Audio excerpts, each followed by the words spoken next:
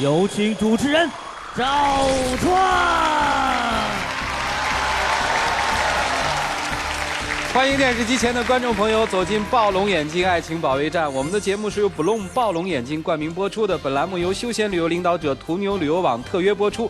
休闲旅游找途牛，下载途牛 APP， 手机预订更便宜。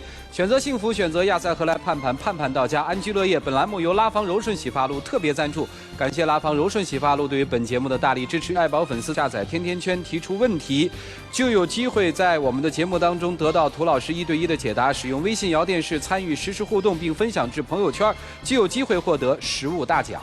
今天我们请到的是著名的媒体评论人于博宏于老师，欢迎于老师。著名的影视演员李彩桦李老师，华谊嘉信的副总裁曲伟曲老师，爱情导师涂磊涂老师。先来了解一下今天第一对嘉宾的基本情况。现在我跟他真是一点意思都没有了。当初不就是借我点钱吗？现在花的比借的还多。我现在真是跟养个孩子似的，爱花花去吧。现在我花你点钱，你觉得多？当初要不是因为我，你能有今天这种地步吗？再说了，我又不是白照顾你，我每天把你照顾的和公主似的。今天就这点钱，等我以后挣钱挣多了，10倍还给你不就得了吗？又没了，我真是受够了，现在真是处不下去了。我一个人挣钱2个人花，让他出去找工作又不找，处不下去了，爱咋咋地吧。这么漂亮又能挣钱的媳妇，我可不能让她跑。编导们用一些镜头剪辑的语言，把一段爱情故事的小组合已经提炼给我们了。他们俩之间的这段感情，究竟问题出在哪儿了呢？还是让他们自己来说吧。来，各位，掌声有请他们。男嘉宾小吕22岁，来自辽宁待业；女嘉宾小江22岁，来自黑龙江销售。来，有请两位。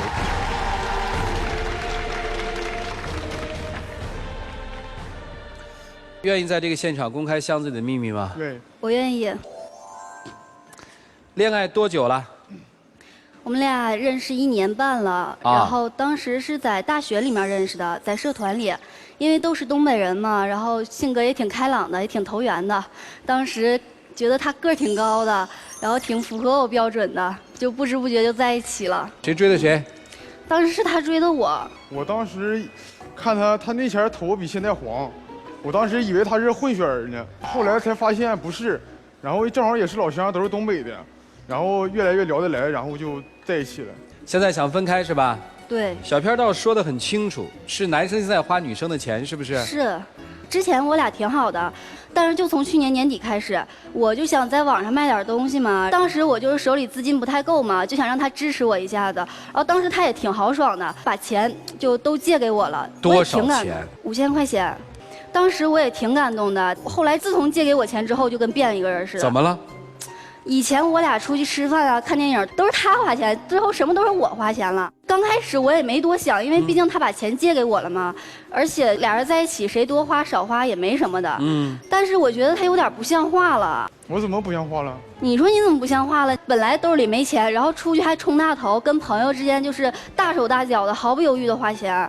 你说他本来就没钱，我俩就是怎么花都行。但是你要跟朋友，你兜里没钱，你冲什么大头啊？那次他一个朋友的女朋友过生日，当时10几个人都是东北老乡嘛，然后喝的也挺尽兴的，谁都没吱声，就他可能嘚瑟了，一箱接着一箱的加酒，一个菜一个菜的点，还把老板叫来了，然后问什么菜贵点什么菜。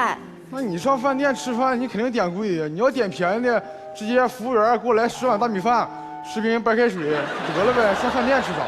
人家女朋友过生日该你啥事儿啊？我就帮忙张罗一下子呗，我也是好心。你是买单的是吧？不是我帮他。对，他是买单了。他当时把酒瓶子啪一摔，然后说这顿饭我请，谁也别跟我抢。我当时可能是有点喝多了吧。你们是喝多了吗？当时谁也拦不住他，我就拉着他，他跟我较起劲儿来了，说别拉我，别拉我，这顿饭就得我请。男人嘛，有点这个，我觉得正常。正常，钱我付的。那顿饭你吃的不也挺多的吗？那鸡腿造的也挺不善的，你就把它掏一次能咋的呀？当时是我吃的也挺多的，然后那我就寻付吧。之后人家小张就觉得人家女朋友过生日不可能1分钱不花嘛，然后当时就把钱给我，偷偷给我。你当时不喝多了吗？你怎么眼睛那么尖呢？当时看见钱就啪就给人扔回去了。你没听说过见钱眼开吗？那钱你能要吗？那人家女朋友过生日，你请什么客？该你啥事儿啊？我之前是不是那句话已经说出口了？这事儿我先问你，这事儿能过吗？过了。花了多少钱？小小一个饭店花了1000多块钱呢。当时小张觉得挺不好意思的嘛，请我们去酒吧。这去酒吧之后不够他嘚瑟的了，那酒一箱接着一箱加。你不喝多了吗？我那么还加呢？我喝多在饭店前喝多了，然后我偷摸吐了，吐完不就醒了吗？醒了然后再喝点儿啊。当时喝完酒之后，人小张本来就觉得不好意思要买账嘛，然后等到快结束的时候，他又冲大头了，拿着我包就去刷卡去，刷了多少？又刷1000多。啊，这就3000了啊，还剩2000块钱。然后你还可倒好，拉着他女朋友的肩膀，然后就在那说啊，以后对我朋友好点，对小张好点，人家好不好跟你什么关系啊？我当时我不也是善心吗？让他以后对我哥们好点，我不也为他好吗？人小张都误会了，你知道吗？我又没跟他勾肩搭背的是吧？行，这事儿就过吧。接着后来我跟我们讲。跟他朋友，把他拉回家的，这回家就跟变了个人似的，又给我倒水，又给我洗脚的，就开始认错。没喝多呀？回去可能风一吹就醒酒了，然后再一看他表情也不是很到位，然后我就意识到自己做错了，然后我就开始哄他，然后又给他洗脚，又给他按摩，又给他讲故事。你讲的啥故事啊？他讲鬼故事。我寻思你讲鬼故事你也害怕，往我怀里一钻，咱俩不就和好了？吓得我几天都不想搭理他了。啊，后来呢？后来他又开始给我洗衣做饭，就开始无微不至的照顾哄我呗。后来就好了。后来我就有所收敛了，我出门我都不点汽水了，一面喝矿泉水。之后他是改了一点了，但是没好几天。然后在钱这方面嘛，就是还是没改变。怎么没改变呢？说说具体的。去年快入冬的时候，就是他给我打电话说要陪我逛街，给我添新衣服。然后当时我挺开心的，这到了商场啊，哪是给我挑衣服，自己挑上了。那天到商场也不怨我，主要被那导购小姐拉住了。她说：“先生，你现在这身衣服非常不符合你的形象，你看这个风衣特别符合你的气质。”然后我就跟着她试了，我一看穿上，我不也问你，你说也挺有气质的吗？买了吗？他穿上风衣了，然后来到我跟前儿，就在我身边叨，然后就说：“哎呀，这冬天没有新衣服穿了，然后想换个衣服，但这风衣还有点小贵，要不然让我妈把那军大衣给寄过来吧。”这不意思就是暗示我要给他买件风衣吗？我意思是，假如说我穿军大衣跟你在一起站，咱俩有点乡村非主流。还不止买个风衣呢，还买个裤子，买双鞋，买了一套。花了多少钱？花了2000多吧。5000块钱没了。主要怨那导购小姐，她非让我试，说我穿有气质。你自己臭美，你非得往人身上赖什么？就这点小事儿，吵也就过了吗？什么原因让你要分手呢？我让他找工作，他也不找；给他找了那么多面试的，他也不去面试。主要你找那些工作，在我看来都是小打小闹的。我现在我胸有大志，我正运筹帷幄当中。运什么呀？天天就知道玩游戏。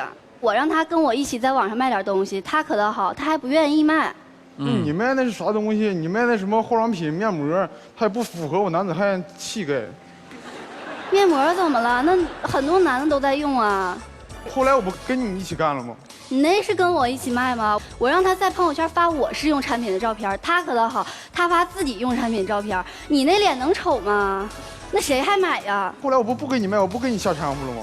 你是不给我卖，然后把我手机拿走了，把我那个积攒了大半年的资源全给删了。那我为啥删你照片？你不知道吗？每发一次动态，有1张是产品，10多张是你的自拍照。那我天天发广告，人家不屏蔽我了吗？那我肯定是要发自拍的呀。那你发自拍，你那还晒大腿？那我不新买条裙子吗？你看底下那评论都评论些什么东西啊？一帮男的问你电话号多少啊，在哪儿工作呀？那人家也有可能是顾客呀。那我不管，那万一有一天你跟别人跑了咋整？那我要跑早跑了。你这么做，你知道我损失了多少吗？那我努力大半年的成果全都没了。那你是也不能就因为这点小事你跟我分手吧？这是小事吗？主持人，你知道我跟他分手之后他怎么的吗？他给我发直播闹自杀。什么意思？就给我发视频闹自杀。我那不也是被逼无奈才出此下策吗？还有一次给我发来那个照片儿，胳膊上全是血呀，给我真吓完割了。我看那手腕。没真割，百度一下什么像血，后来说西瓜汁和红墨水挺像的。后来效果挺见效的，他马上就过来看我了。当时给我吓坏了，我看到他之后，他就嘿嘿嘿傻笑。其实后来冷静之后，我也知道我自己错了。其实我这人表面看起来不怎么认真，其实人都有两面嘛。其实我也是很认真对待这份感情，我也一直努力找工作，我也不是没找，我只不过是感觉那些工作有点太小打小闹了，有点不适合我，因为我想给你更好的生活。现在你们俩什么状态？不想再处下去了。你想分手？对，我不分，坚决不分。坚决不分。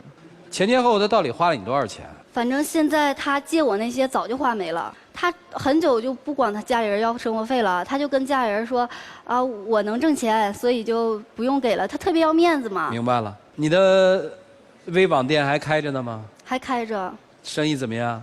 还可以。等于你现在能挣钱是吧？对。他挣钱，其实我也不是就是光花的钱，我每天对他付出也挺大的。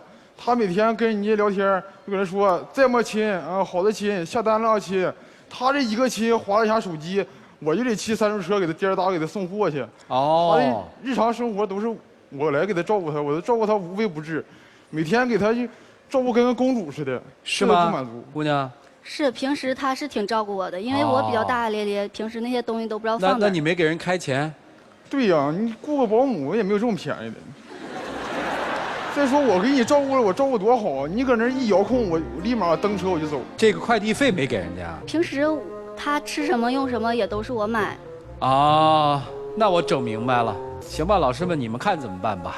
一起进入丘比特问卷。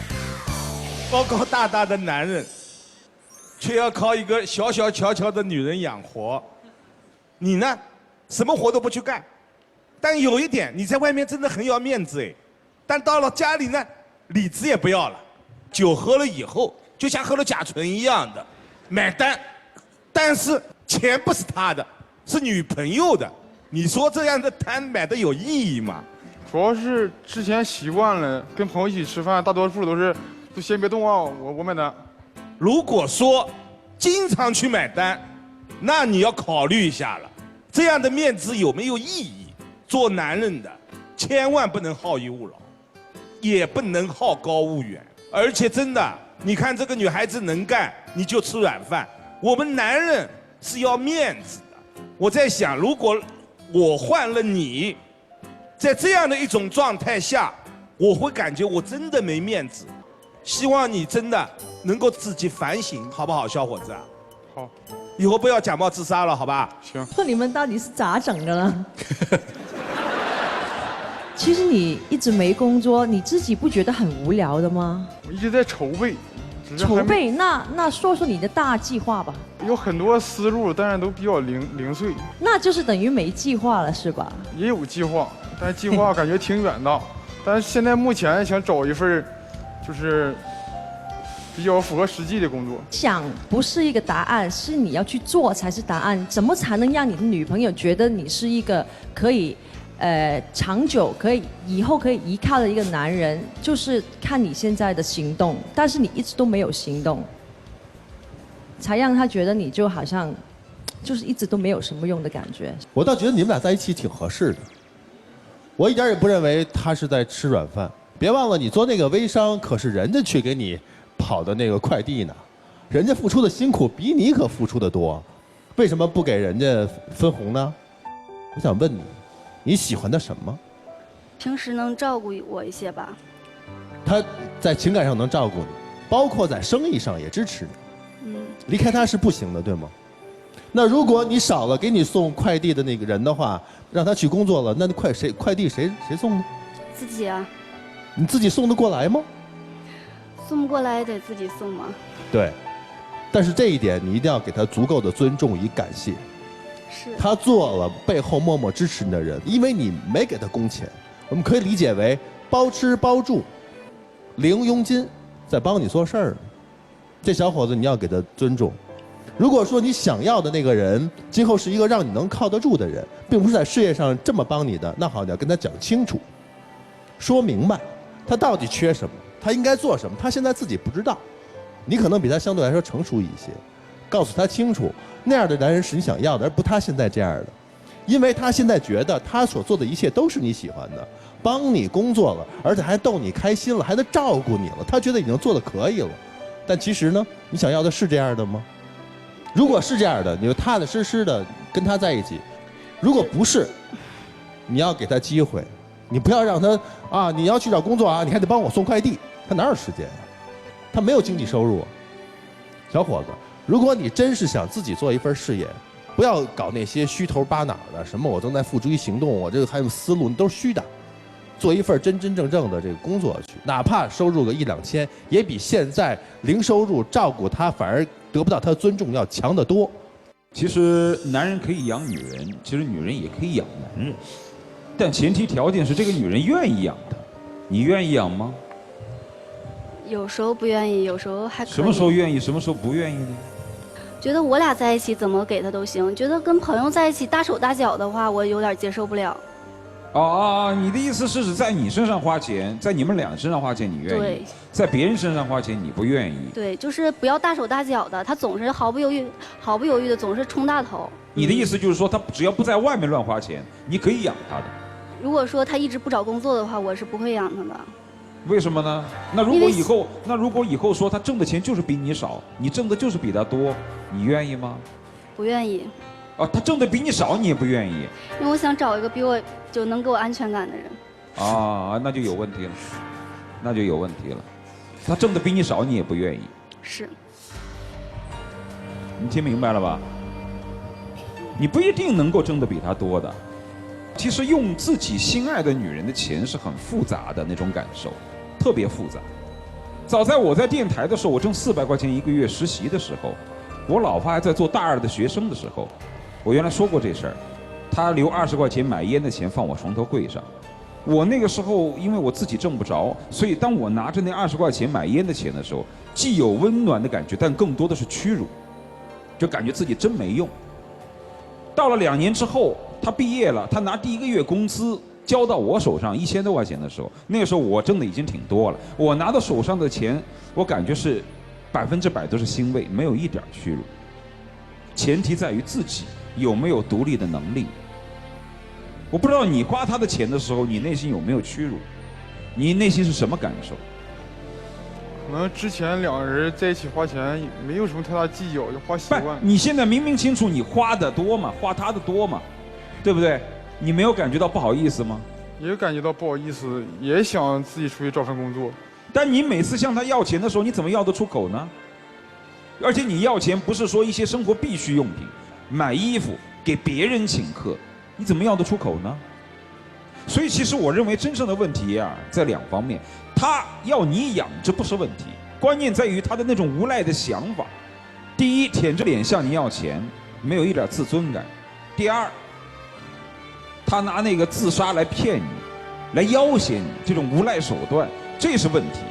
但我没有想到你这儿也出了问题。你的问题是，他一定要挣得比我多，我不可以接受一个比我更弱的男人。那如果是这样的话，你们就不要在一起。一个人格不能独立，另外一个一定要对方比自己强大，这是你的唯一的衡量标准。那你们还在一起干什么呢？没什么好说的了。好，谢谢。分手吧。下面的时间属于这对年轻的朋友，让我们一起进入柔顺拉芳黄金60秒。我觉得之前可能是我太自私了，然后让你帮我做这儿做那儿的，也没考虑你的感受。但是我觉得你应该去找工作，去挣钱，而且有自己的事业，不应该说自己每天浑浑噩噩的。而且不是说对我觉得这也是对你自己好啊。我觉得你真的现在做的太过分了，有些时候都是出去，你说你自己没钱，你为什么要冲大头呢？我也知道我自己错了，我慢慢改嘛。我要不知道自己错，我今天也不会来这儿。我就希望你还能再给我一次机会。哎呀，亮灯吧，2位交换箱子里的秘密吧，请交换。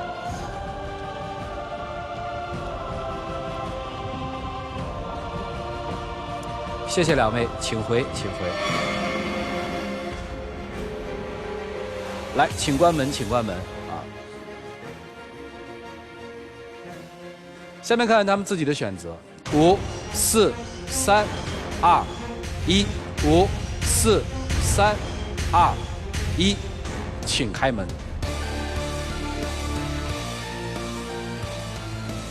来吧，兄弟，情道路上遭遇了一些什么？请看。我们认识1年多了，他小我5岁，性格方面挺合拍。我们交往了几个月之后，然后就提结婚的事情，但是他一直好像对这个结婚的话题不太感冒。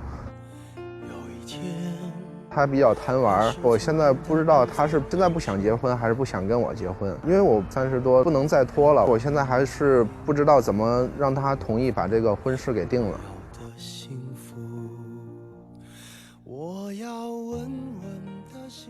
他说：“我不知道他是怕结婚，还是怕和我结婚。那这个背后藏的到底是怎样一段故事呢？让我们用掌声请出这一对，来，掌声有请。”男嘉宾小张30岁，来自天津，是一名职员；女嘉宾小陈25岁，来自新疆，是一名幼师。来，有请，有请两位，有请。欢迎两位的到来。愿意公开箱子里的秘密吗？愿意。愿意。想结婚了？想结。特别想结。特别想结。哦，30了。25。对。还不想结呢。是，我觉得自己还比较年轻，还想再多积累一下经验。怎么认识的两位？我们是通过相亲网站上认识的，谈了差不多快1年了。你跟他提过结婚的事儿，他不同意啊？提过好几次，我们家也有婚房，他拒绝了我。后来我说这个，如果我说不行，我让我妈说行不行？我妈跟他在一次吃饭的时候，很正式的跟他说，明年你们结婚。他直接就把我妈给拒绝了。我觉得结婚本来就是一件大事儿，而且我自己心里面也没有做好充足的准备，所以我觉得如果当时就直接答应你妈的话，像你妈那么热心肠的人，她肯定会很快就去订酒店，然后跟你的七大姑八大姨就去通知。可是如果我答应你了，但是我没有做到，那你妈会怎么去想我呢？我也不喜欢去骗你们家人啊。你说你不喜欢说谎，那你为什么骗我去见你前男友？这事儿你怎么知道的？我偶尔翻了一下他的手机。偶尔翻的吗？你哪是偶尔翻啊？你明明就是天天都翻，好吗？我们偶尔翻的，他是自己弹出来的信息啊。其实我觉得真的无所谓，因为我觉得我跟他就是很普通的朋友。那你当时为什么说不去见，后来又去偷偷摸摸的见？那我不是为了怕你伤心吗？怕你担心呀，我才说了一个善意的谎言啊。那为什么平常咱们都有联系，总打电话，唯独她前男友来的那1个星期，失踪了，消失了？打电话不接，早上发的微信到晚上才回。我那天是因为手机微信出了问题，你给我发短信我没有收到，晚上才看见的好吗？然后更可怕的，有一天他夜不归宿。我那天是因为我闺蜜她失恋了，然后我去陪她，在他们家待了一晚上。对，你让你的闺蜜还特意给我打了一个电话，到后来也是看她手机翻她手机里的照片嘛。也是偶尔翻。她是每天都翻，基本上只要见面她都翻。啊。照片不是看信息，照片有跟那个就在照片上都会显示日期时间嘛，正好是那天晚上跟了几个朋友是在 KTV 里 K 歌了，而且带着他的前男友去 K 歌了。那我不说是有我的原因的，我不是说。你有什么原因？我怕你伤心啊，我不想让你担心我啊。其实我觉得是无所谓的一件事啊。你不更担心吗？别的照片怎么解释？在摩天轮底下有那个的造型。哪个的造型？这个。哪个？再来一个。这一人一面的这个。那个不是，是因为我把他只当做我的好哥们儿，他也把我当做他的哥们儿。我觉得我们俩摆那个照片，那就是玩玩闹闹。他这个人平时特别的小肚鸡肠，天天查看我的通讯录，查看我的短信。而且他每次最可气的是，他每天让我给他，只要我说我在家，他就会让我给他发张照片，一定要把我的位置发给他。最夸张的是有一次。特别变态，他说他问我在哪儿，我说我在家，我今天不想出来。然后他说，那你把我送给你的泰迪熊放在你们家电视机上，拍张照片给我发过来。我觉得你就是心理变态啊！你干嘛要这样呢，兄弟？主要是他这个性格比较直爽，然后再有他的这个工作，因为他有时候去外面接一些演出。他上面职业不是幼师吗？是幼师，兼职做，兼职挣一些外快，然后接触的人都很杂，所以我就怕他被骗啊什么的啊。他有一次要约我出来吃饭，我说我今天跟甲方要谈一下我们演出的事情，然后今天就不能跟你一块出来吃饭了，然后我们就几个朋友就一块出去吃饭，然后应酬的应酬。回来的时候我说你不用去接我，然后我就跟着他们那个朋友开车把我送到家门口，结果发现他在家门口就是这等着我，等了一晚上，直接第二天那活就没谈成。那为什么就因为你，因为我又没谈成。就因为你，就是因为你，他们就觉得你管我管得特别严，所以说这个活就没给我。不，哎，你接的是什么活啊？家里管得严也不给你活。这肯定是对他有别的想法。哎，你觉得他现在不想嫁给你，到底是前男友的原因多，还是别的想法的原因多呀？我估计是他心里还有别人。我心里根本就没有别人。而且我跟你不结婚是有其他的原因，我觉得我自己年纪比较小。姑娘打算在什么时候嫁给他？我想在5年以后。啊，为什么是你30岁的时候嫁给他呢？因为我觉得我还挺年轻的，而且我现在觉得我们俩的时期都不是特别成熟，因为他研究生毕业也没有几年，所以说社会经验也不是特别的丰富，而且我的工作就是这个待遇也不是特别的好，所以我是希望我们能够积累一部分的这个经济，我们可以先成个家一起努力啊，慢慢的来嘛。虽然说我不是一个很势利的女人，但是我觉得我看我周围的女孩找的男朋友都挺有钱的，我觉得嫁给你不是说我不想嫁给你，是因为我觉得咱们是不是应该把这个基金积累到一定程度以后再考虑结婚。这么听起来，女生是好像觉得现在的物质储备还不够，是吧？对，没错。你家里面人知道你们俩谈恋爱吗？知道的。父母什么意见和态度呢？比较反对，就是觉得他们家里面条件不是特别好。然后觉得跟我们家不是特别门当户对，所以我们家想找个条件好一点的。跟他父母接触过吗？打电话打过。见过面吗？还没有。为什么不见面呢？都要娶人姑娘。因为他的父母在新疆。那你也应该去一趟啊。打算求完婚之后再去一趟。那人家父母要是不同意求婚，怎么求呢？那生米已经煮成熟饭了，没办法。你说话太不注意场合了你。我们今天把姑娘的妈也请来了啊，来，有请老妈，来。你好，你说呀。阿姨，我想娶您的女儿。这是我们第一次见面话头。以前吧，就是电话联系过因为呢，我们是新疆乌鲁木齐人孩子在新疆乌鲁木齐长大，大学毕业以后呢，就在天津呢打拼。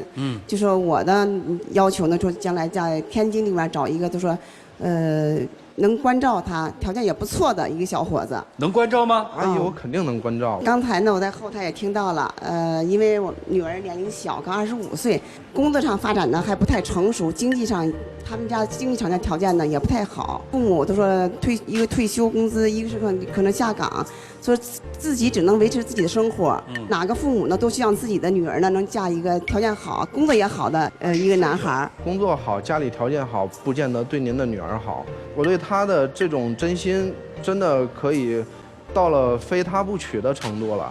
工作都可以慢慢的去发展。虽然说经济条件吧是外部条件，但也是主要的。我不在身边，所以说这边找一个各方面都比较不错的，就能照顾他。您这不错的标准是什么？标准最起码的，你在天津市里有一套，80平方到100平方的房子，咱们就是世俗一点。对，有点。起码最终有一辆车。您嫁的时候也是有房有车？我们嫁的时候就是因为特别苦，当时白手起家，所以呢不想让孩子走自己的路。他们买这个房子吧，在北辰50-60平方一小房子，而父母的条件吧也只能够维持生活，而且他这个工作我也不太满意，也是挣了几千块钱，所以就不能维持这个以后的家。不是研究生刚毕业是吧？毕业3年了吧？3年，不错。现在收入多少？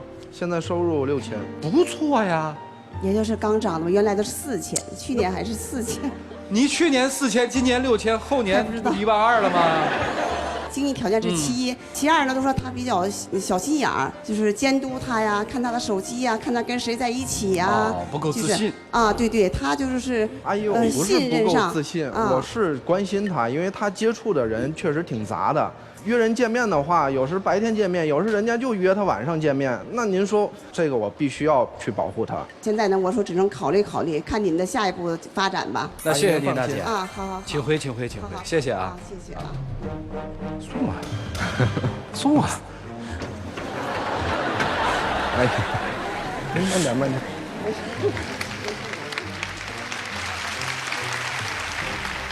其实我们听妈妈说这段话的时候，大概我们得出一个最核心的意思：不反对你们谈恋爱，只是觉得现在闺女儿这么早就结婚，是不是欠考虑？下一步你应该怎么办呢？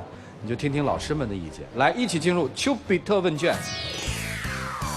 前男友到天津来，你夜不归宿，跟他说不去见，1个礼拜几乎在陪前男友，你说他没有点小心眼，那他就不是男人了。他为什么这么小心眼？因为他真的爱你。你看多憨厚的一个天津小伙子，又懂礼貌，而且研究生毕业。你妈妈说他的家境不好，家里父母下岗，哎，家里房子太小，没车。现实生活当中关键问题是人看着好。如果2个人的爱情到位了，瓜熟蒂落，水到渠成。结了婚以后，你该干事业，他支持你，而且有合法的身份，对吧？对。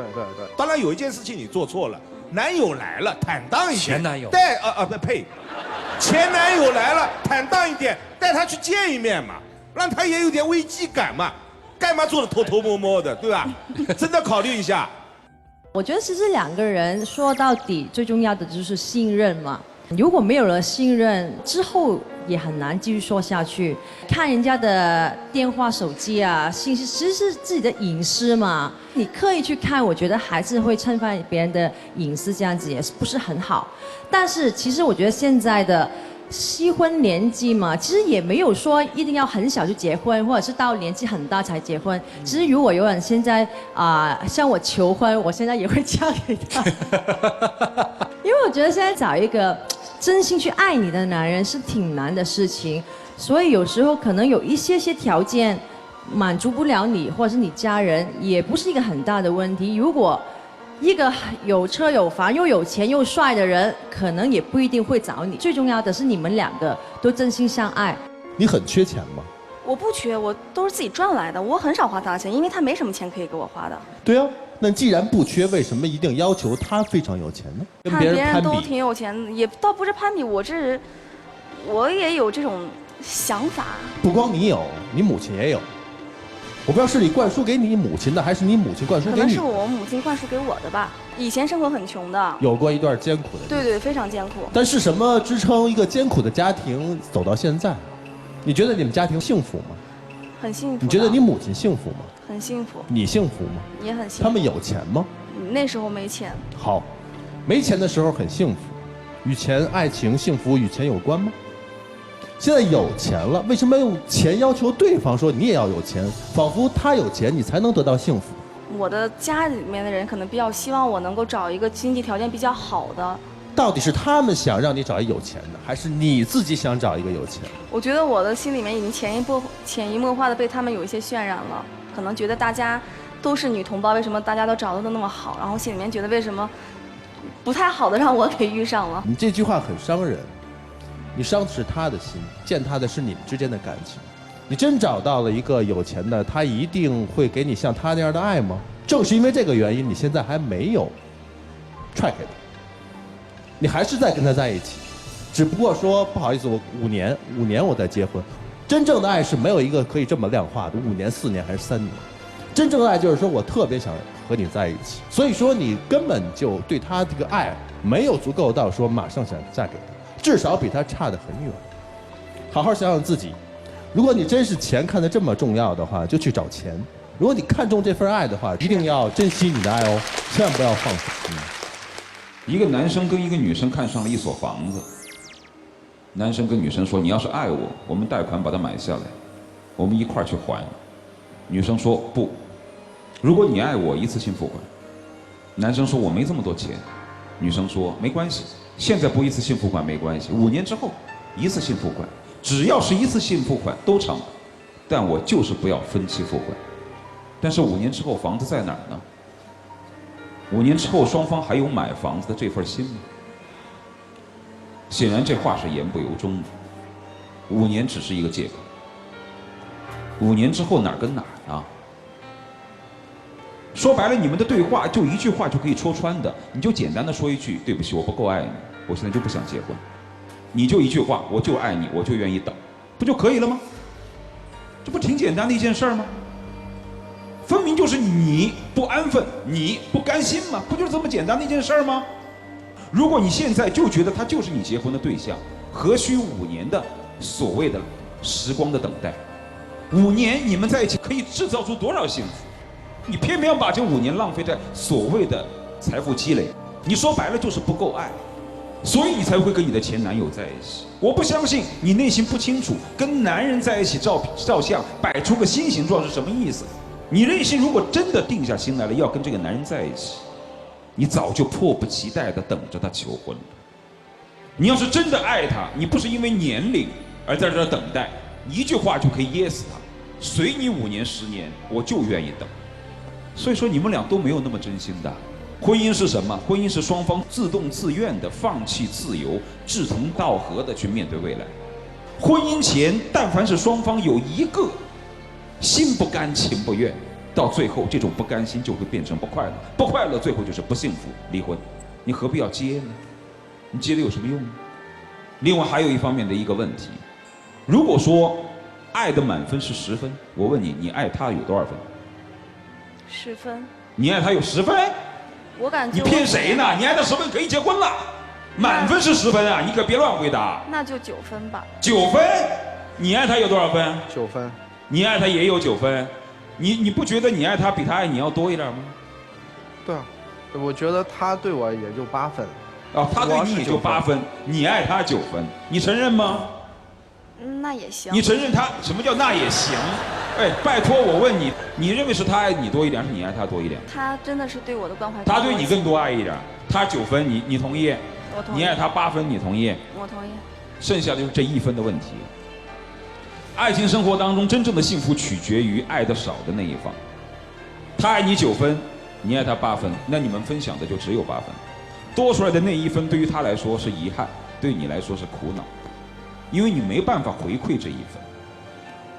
所以说，如果现在你们用婚姻的方式想把这1分给弥补了，就我爱你和你爱我一样多，都是9分，那么这1分不光会变成苦恼，变成愧疚，会变成麻烦。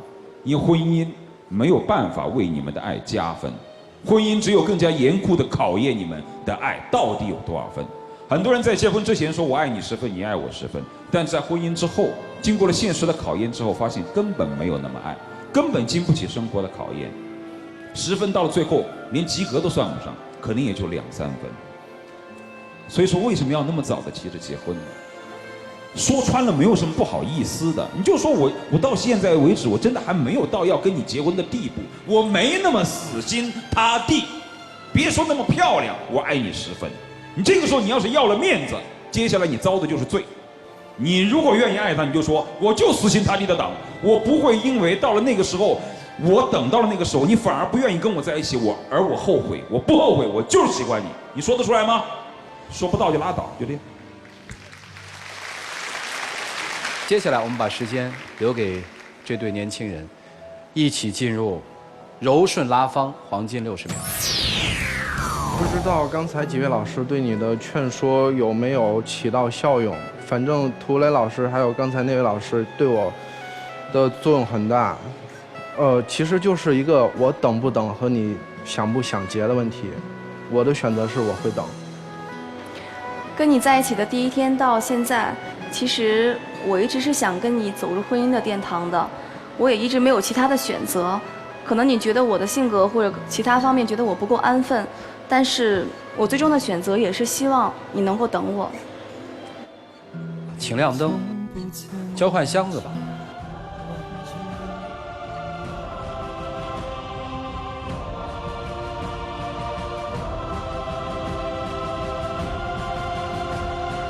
请关门啊！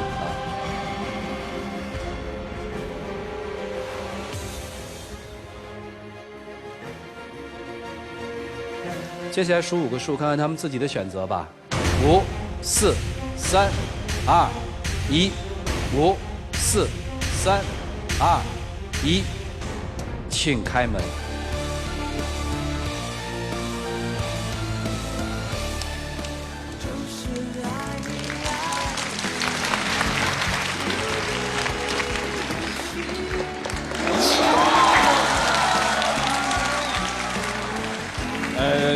那个结婚是吧？是结吗？结是吧？嗯。哥们儿，你的钱从哪儿来的？是家里的，家里我爸妈买的。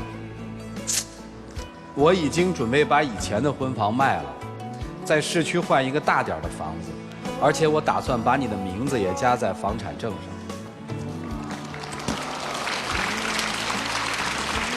谢谢大家。还用问一下你妈的意见吗？不用问了，我觉得她肯定会同意的。老妈在不在？您同意吗？这要嫁人了啊！妈，我今年就跟小张领证，您同意吗？我还没想好。不是，人家嫁人，不是您结婚的。你要不同意也没办法了。太早了，我还没有准备呢，我还要考虑考虑。不是，您别考虑了，这事儿我这么跟您说吧，在我们这节目订婚啊，只意味着从今天开始，我们打算以结婚为目的的谈恋爱。是不是最后结，那是他们自己的事儿，是你们两家人的事儿。对，这个我满意。俩人慢慢先走，先谈着，先处着。那谢谢您，请回吧。好，下面他们俩的事儿啊，谢谢您啊。好。在这里要感谢暴龙眼镜为牵手成功的嘉宾提供的牵手大奖，成功复合的情侣将会获得由休闲旅游领导者途牛旅游网提供的价值500到3000元不等的旅游代金券。你们自己喊开始，自己喊停。你喊吗？开始。好，停。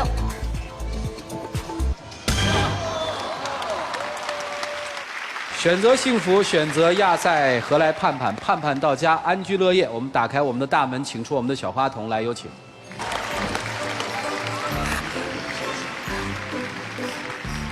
谢谢。谢谢。好，谢谢你们俩，请回。接下来我们来见证属于他们自己的浪漫时光。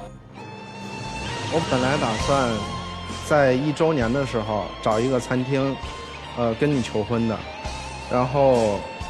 今天我对着全国观众的面，我跟你求婚，戒指已经买好了，嫁给我，陈深。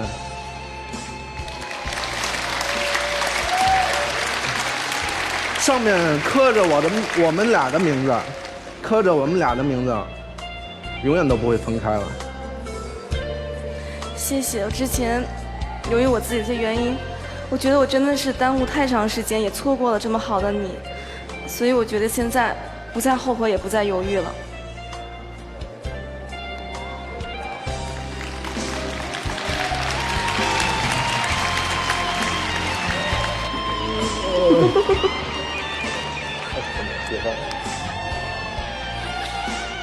谢谢各位老师。我还是祝你们幸福啊！有了娃给我们带来看看，好吗？好，恭喜你们！谢谢两位，谢谢老师，谢谢老师。